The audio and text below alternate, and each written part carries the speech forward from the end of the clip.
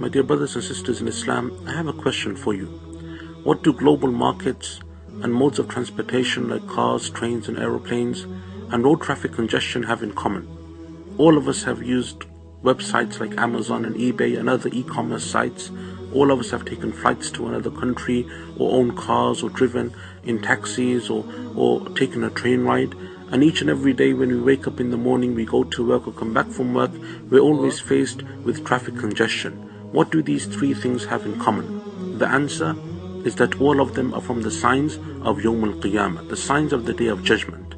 You see, when most people think of the signs of the Day of Judgment, they think of things like the Mahdi and the Dajjal and Ya'juj and Ma'juj, and without doubt all of these are important signs. But what most people fail to realize is that there are dozens of signs all around us today. The Prophet said ﷺ that the hour will not be established until markets are interconnected globally. And the Prophet said ﷺ that towards the end of time people will ride upon saddles that are similar to beasts, meaning that people won't just use camels and horses, but they will have new modes of transportation.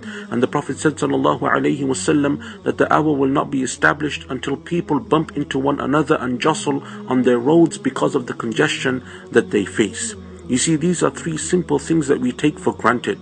Never did we imagine or think that they would be from the signs of Yawm al-Qiyamah. Therefore, my dear brothers and sisters in Islam, we have to understand and we have to appreciate that there are dozens of the signs of Yawm al-Qiyamah that we are not even aware of, but they affect us on a daily basis.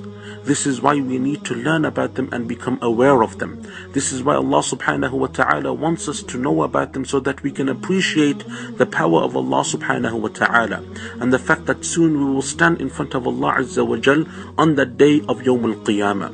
How do we prepare for this? How do we prepare for that accounting and that standing in front of Allah? How do we prepare for our deaths? By learning about the signs of Yawm al-Qiyamah so that we can equip ourselves with the tools to overcome the traps and the trials of shaitan. Allah subhanahu wa ta'ala says in the Quran, أعوذ بالله من الشيطان الرجيم هل ينظرون إلا الساعة أن تأتيهم بغتة فقد جاء أشراطها فأنى لهم إذا جاءتهم ذكراهم. Do the people think that the hour will come upon them suddenly?